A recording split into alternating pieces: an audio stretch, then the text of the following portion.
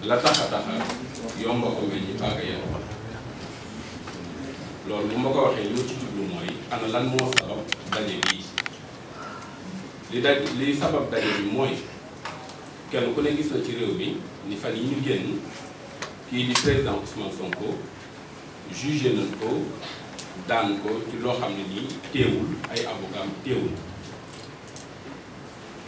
ñu bëggoon ay jàngat waa réew mi def ko ci wàllu lu mel ni ko sama doyen maître Kane waxee sànq dafay yell ñu leeral askan wi lu jiitu bisu bi ñu ko doon àtte lan moo xew ci bis bi lan moo xew ak ginnaaw bis boobu lan moo xew kenn ku ne gis na loo xam ni du aada ci réew mi ci wàllu taarixu maanaam tribunal layoo kii di Ousmane Sonko dara tënk ko ci wàllu yoon ngir mu dem répondre fële ci tribunal bu Dakar waaye gis na ni état du Sénégal jël na ay dispositions yu bari ba tere ko faf mu génn këram moom ak njabootam waaye yëmul rek ci tere ko moom mu bañ a génn këram moom ak njabootam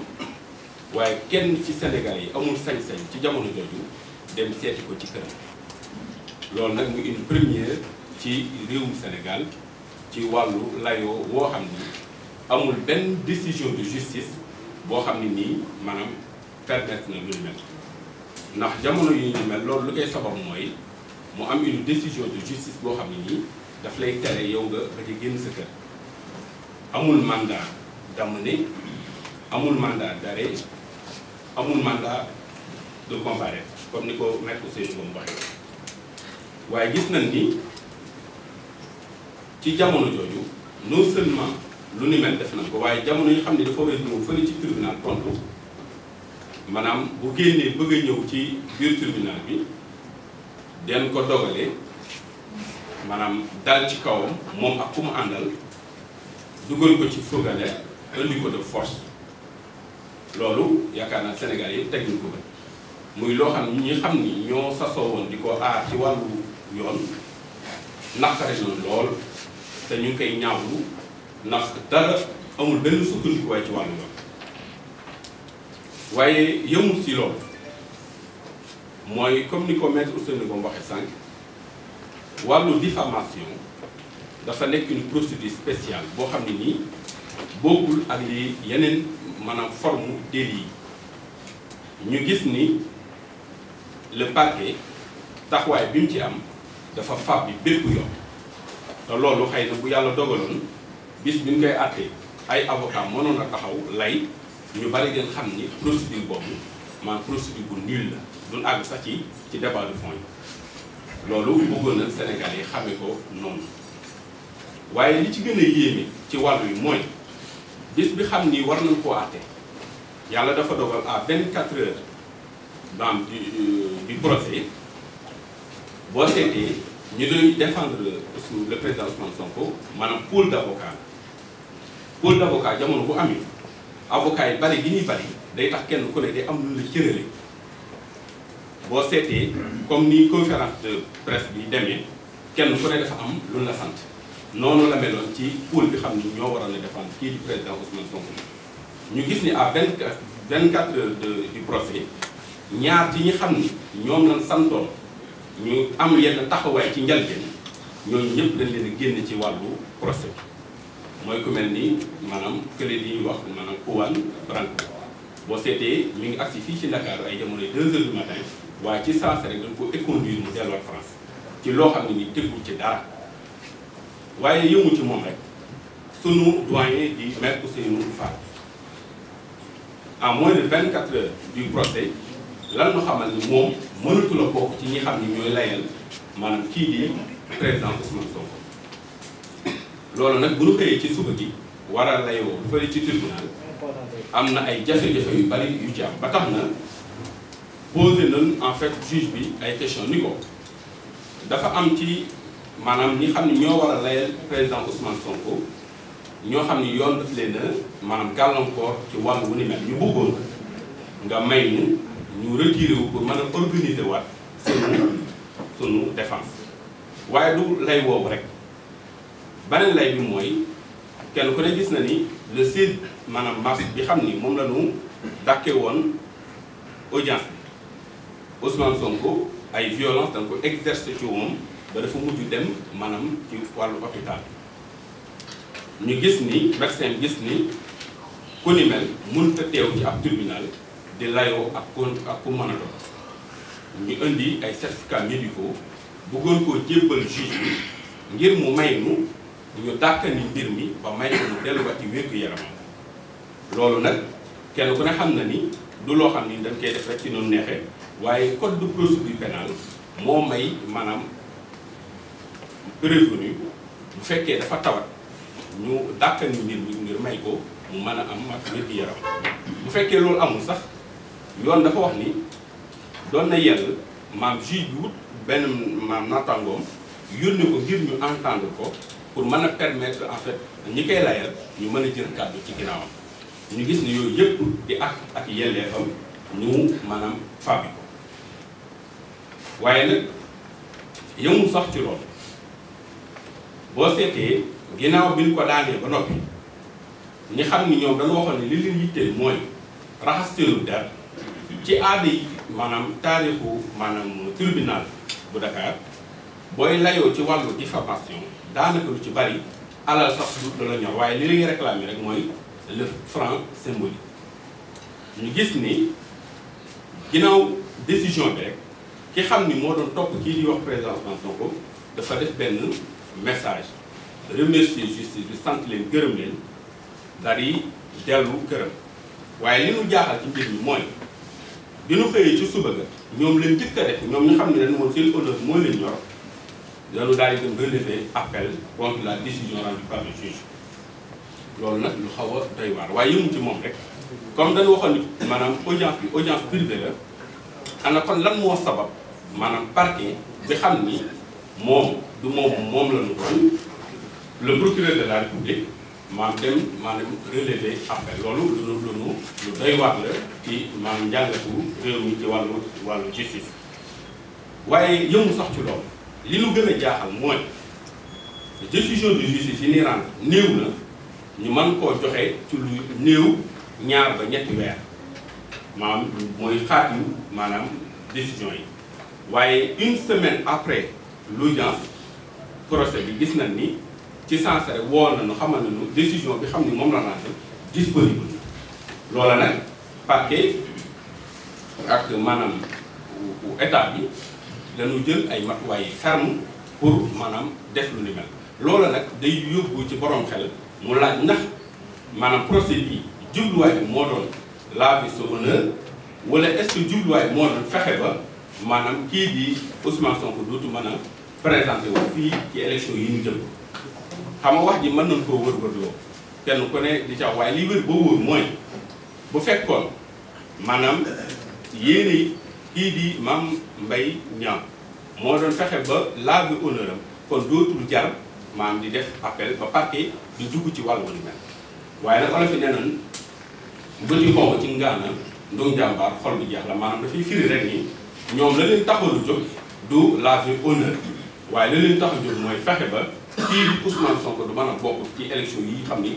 moom la ñu dëtmal loola nag yaakaar naa ni c'est peine perdue parce que moom président Ousmane Sonko doomu dëkk bi la dëkk ci dëkk bi te it am ay doomu sénégalais yi tamit ci dëkk bi ñu taxaw tem ngir parer à toute éventualité ci wàllu yoon te loolu ragalul ko waaye nag dañuy poser des questions pour amener les populations du Sénégal ñu xam exactement lan mooy sababu dëgg-dëgg procédure d'appel bi xam ne moo nekk en cours loolu nag samay naataango yi fi ne xam naa bu ñu ubbee débat bi dañ ci gën a maanaam indi ay leeral waaye dañoo bëggoon rek wane ni maanaam lii xam ni moo opposé woon le président Ousmane Sonko ak Mame Mbaye Niang li muy wane rek mooy du wàllu honneur moo taxoon a jóg ñi xam ni ñoo yëkkati lu ni mel waaye seen yéene nekkul lu dul fexe ba gàllankoor ko ba élection yii di ñëw moom du ci mën a bokk waaye ndokk ba réew mii am na ñoo xam ni ba faaw dañuy des di taxaw di xeex loo xam ni du yoon ci réew mi kon maanaam mën naa mel ni wax ji mën nañ koo yemale foofu incha allah bu nu demee ci wàllu question yi lépp lu lënt rek ñi fi nekk dina ko mën a leeral maa ngi jégalu ñëpp di gërëm di leen sant bu baax. Bonjour à tout le monde et merci d'être venus aussi nombreux. Je dois dire que je ne suis pas facilement impressionnable, mais aujourd'hui je suis impressionné par vous, par votre mobilisation. J'ai essayé de compter et j'en étais à 45 et je ne suis pas sûr d'avoir tout compté. Donc vraiment merci pour cette grande mobilisation. Ça prouve que vous êtes engagés dans ce que vous faites. Comme l'a dit Maître Bamba Cissé, pourquoi ce point de presse? Pourquoi nous avons mis quelque temps avant de tenir ce point de presse? Parce que beaucoup de Sénégalais se posent la question. Beaucoup nous demandaient où sont les avocats de M. Sonko? On n'a entendu que les autres. Oui, parce que d'abord, il fallait demander et obtenir l'autorisation de notre bâtonnier. Nous avons tenu à cela parce que c'est une obligation pour les avocats. Donc c'est maintenant que le bâtonnier nous a donné son autorisation pour tenir ce point de presse. Et deuxièmement, pourquoi tenir ce point de presse? C'est pour rétablir l'équilibre entre les parties. Et dire à l'opinion nationale comme internationale ce qui s'est réellement passé dans cette affaire Mame Mbaye Niang. Ce qui s'est passé avant le procès, ce qui s'est passé le jour du procès, ce qui s'est passé après le procès. Ce qui s'est passé avant le procès, c'est des actes qui ont été posés par l'État du Sénégal. On peut dire que notre client a été au monde, je dis bien, le prévenu qui a été cité dans une affaire, simple affaire de diffamation. Il a été le prévenu dont le domicile a été bunkerisé pendant tout le procès. Lui et sa famille ont été séquestrés et mis en résidence forcée, illégalement, et interdit même, lui, d'aller à la mosquée, ses enfants d'aller à l'école, sa femme d'aller au travail. Il a été brutalisé et gazé, lui, et aussi ses avocats, dont Maître Ciré Clédor Ly. Et notre confrère Ousseynou Fall a été suspendu la veille du procès. Et comme vous l'avez su, notre confrère Juan Branco a été refoulé également du Sénégal. Tout cela avant le procès. Alors, pendant le procès, lorsque le tribunal a décidé de retenir l'affaire, il a eu d'abord à constater l'absence du prévenu, l'absence de M. Sonko. Quand il l'a constaté, les avocats ont demandé à expliquer pourquoi M. Sonko n'était pas à l'audience, avec des documents justificatifs. Parce que c'est comme ça. Un prévenu qui ne comparaît pas, le tribunal le constate, il faut bien, s'il a des avocats, que ces avocats expliquent les motifs de cette absence. Et c'est ce qu'on a voulu faire. Maître Ciré Clédor Ly est venu avec 3 certificats médicaux. 3. Et le président a refusé de prendre les certificats médicaux. Donc, le président a refusé de connaître les motifs de l'absence qui devaient lui être expliqués par les avocats. Et quand il a refusé de prendre les certificats médicaux, nous avons demandé qu'on mentionne cela. Et il a refusé également. Qu'on le mentionne sur le plumitif d'audience. Parce que le plumitif, c'est un peu le procès verbal, c'est ce qui retrace tout. Il a refusé. Mais heureusement, fort heureusement, le greffier qui est un professionnel a mentionné que le président a refusé de prendre les certificats médicaux. Or, avec ces certificats médicaux, les avocats avaient décidé d'invoquer l'article 403 du Code de procédure pénale,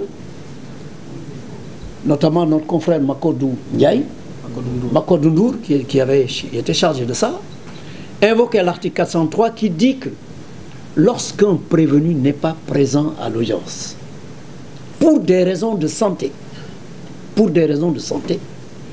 et s'il y a des raisons graves qui font qu'on ne peut pas renvoyer l'affaire, le président doit désigner un juge pour aller trouver le malade là où il est, qu'il soit à l'hôpital ou chez lui, ou si c'est un détenu à la prison. Il doit aller le trouver là-bas et l'interroger avec son greffier, l'interroger. Et ce PV d'interrogatoire est versé au dossier. Et l'article 403 dit application de l'article 398 alinéa 1 et 2. Ça veut dire quoi? Ça veut dire que même en l'absence du prévenu qui est malade, ces avocats doivent être entendus. Ces avocats doivent être entendus. Et c'est ce qu'on a refusé.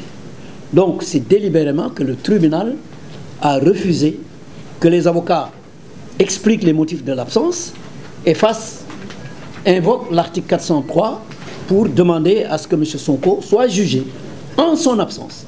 Qu'il soit interrogé chez lui, qu'il soit jugé en son absence et que les avocats prennent parole. Parce que quand il fait défaut, les avocats ne prennent pas la parole. Mais dans le cas d'espèce, l'article 403 qui renvoie à l'article 398 alinéa 1 et 2 dit bien qu'il est jugé en son absence et que ses avocats prennent la parole. Donc ça, on nous a empêché cela. Et comme j'ai dit, heureusement que ça a été mentionné. Deuxièmement, les témoins que nous avions cités, M. Birahim Seck, M. Clédor Sène, qui était venu avec un dossier explosif, n'ont pas été entendus par le tribunal, alors que le tribunal a accepté de prendre leur citation. Donc, ils savaient qu'ils étaient cités. C'est dans le dossier. Donc, le tribunal a également refusé, n'a pas entendu ces témoins, alors qu'ils avaient été régulièrement cités.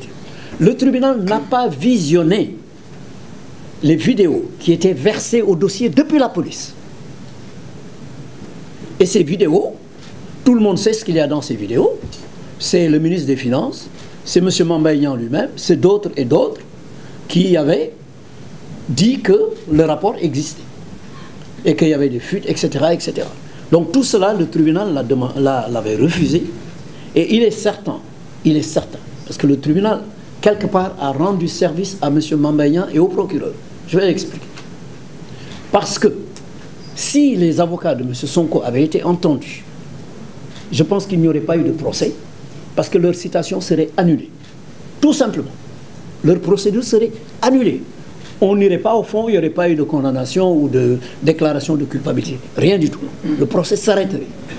Et ça, je crois que M. Juan Branco lui-même en a parlé dans ses interviews en disant qu'il avait conclu pour montrer que la procédure était nulle et de nullité totale. Alors, pendant le procès, la partie civile a demandé 29 milliards, vous l'avez entendu, dommage d'intérêt, sans expliquer un quelconque préjudice, si ce n'est un préjudice moral. Et généralement, les gens qui veulent demander des dommages d'intérêt pour leur honneur bafoué, demandent le franc symbolique, parce qu'ils estiment que leur honneur n'a pas de prix. M. Ignan, lui, il demande 29 milliards, c'est-à-dire le chiffre qui était indiqué dans le... Alors, ce qui est plus intéressant et plus grave encore, c'est le réquisitoire du procureur. Le procureur, pour asseoir ses accusations, si vous voyez le plumitif d'audience à la page 7 et 8, le procureur dit que Ousmane Sonko a accusé Mamba Ignan d'avoir détourné 29 milliards. M. Sonko n'a jamais accusé Mamba Ignan d'avoir détourné 29 milliards. Et pourtant, c'est ce que le procureur a dit pour asseoir sa demande pour la diffamation. Et il demande 2 ans, dont 1 an ferme. Pour ça. Il dit qu'il a accusé Mame Mbaye Niang d'avoir détourné. Ensuite, il dit il y a des éléments de faux. Il y a des éléments de faux car Ousmane Sonko a évoqué un rapport qui n'existe pas et qui serait sur Internet. Voilà l'accusation. Il dit que Ousmane Sonko a évoqué un rapport qui se trouverait sur Internet mais qui n'existe pas. C'est le procureur qui parle. Et pour ça, il dit qu'il y a un faux. Heureusement que le juge, dans son jugement, lui a répondu qu'aucun document n'a été versé qui prouve qu'il y a un faux et donc l'a relaxé pour le faux. Ça, c'est important à savoir. Ensuite, pour ce qui est des injures, il dit simplement il y a aussi injure car il l'a traité de menteur. Il l'a traité de menteur. Donc pour lui, voilà les injures. Le procureur qui parle. Et le juge, là aussi, lui répond en lui disant ça ne signifie pas une insulte. C'est pas une insulte. Voilà ce que le juge a dit. Donc ça montre l'inconsistance des propos du procureur qui a pourtant demandé non seulement un emprisonnement ferme, qui a demandé un mandat d'arrêt, qui a demandé que le juge se prononce sur le siège, ce que le juge a fait d'ailleurs. Donc, cela prouve, et on n'a jamais vu ça dans une affaire de diffamation où le juge requiert, le procureur requiert une peine ferme. On ne l'a jamais vu. Donc, ce procureur hors du commun, ce jour-là, manifestement, était en mission, et sa mission n'est pas terminée. Sa mission n'est pas terminée parce que le même jour du jugement, lorsque le jugement a été rendu, il a fait un soit transmis, numéro 334, pour faire appel du jugement, dans toutes ses dispositions. Dans toutes ses dispositions. Il a donc fait appel contre ce jugement. Alors, évidemment, ça, c'est du jamais vu dans les annales de l'histoire